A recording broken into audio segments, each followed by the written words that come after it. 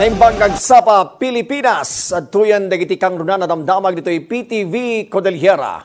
Punteriya ti Pidea Cordillera madeklara kas drug-free workplace. May tunos iti implementasyon ti National Drug-Free Workplace Program.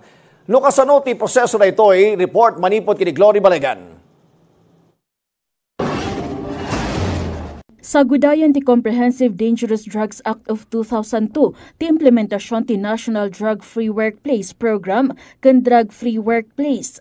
Iti Philippine National Police na ideklaran a drug-free workplace ti Camp Badudangwa, a regional headquarters ti Police Regional Office Cordillera, ti Baguio City Police Office, ken ti Mountain Province Police Provincial Office. Naideklaramat a drug-free workplace ti Regional Office kan sa magmamano a district jails iti Cordillera.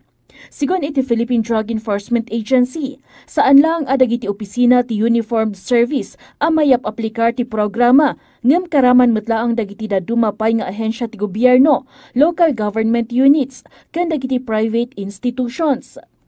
Kaunaan ang naideklara a drug-free workplace ti Overseas Workers Welfare Administration Cordillera.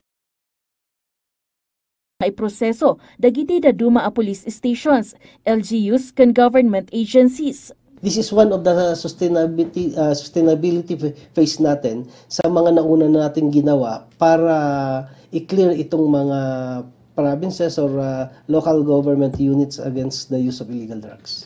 Okay. Again, sa droga, talo ka. So kailangan nating magtulungan lahat. Tapno maideklara a drug-free workplace ti maysa nga institusyon, nasken pay nga agpirmada iti Memorandum of Agreement iti PDEA CAR. Kasapulan ti Anti-Illegal Drugs Policy ti opisina, sakbay ti panakaipasidong dagiti amin nga empleyado iti drug testing. No adda ti agpositibo iti illegal a droga, masuspindir ti aplikasyon da, ken maipatungpal ti kaskenan nga adang maitunos iti binukol da nga Anti-Illegal Drugs Policy. Inyo na unay ti PDEA ti kinapatag ti panagbalin a drug-free dagiti pagtrabahuan. Una sa lahat, yung reputation nila sa public.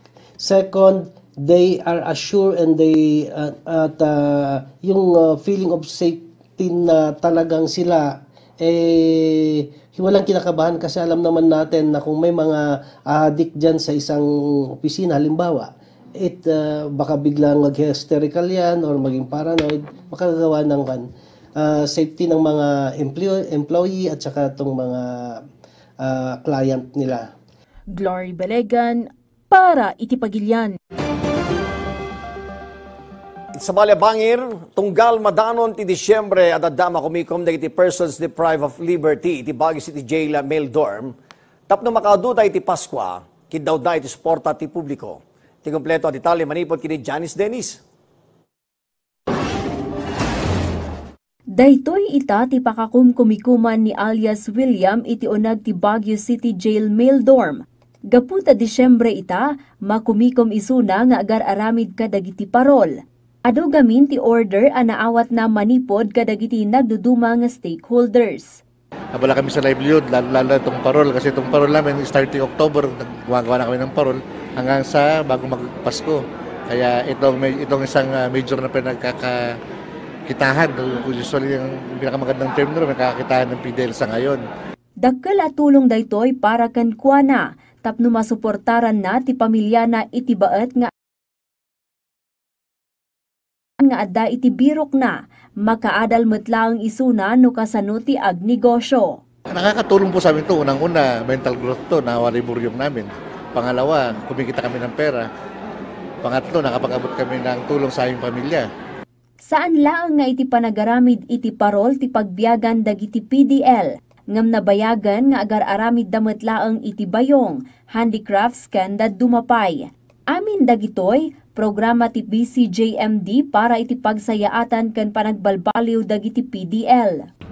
Natututo talaga sila, no? Para yun nga ang target natin na paglabasanan nila dito ay meron silang baon na skill na pwede nilang maging productive sila when they go to the community.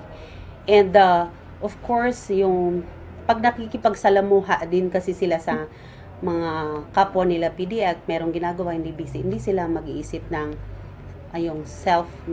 self-harm. Kadagiti mga yat nga agpaaramid iti parol kanda dumapay a produkto, mabalin a sumarungkar iti Baguio City Jail Mail Dorm. Janice Dennis para iti Pagilian. Dagiti kang runa na damdamag dito'y PTV Cordillera, i-like, i-follow, can ag-subscribe iti social media platforms ti PTV Cordillera iti Facebook, TikTok, can YouTube. Para iti PTV Balita ngayon sa probinsya, siya ni Eddie Carta na imbag Galdaw.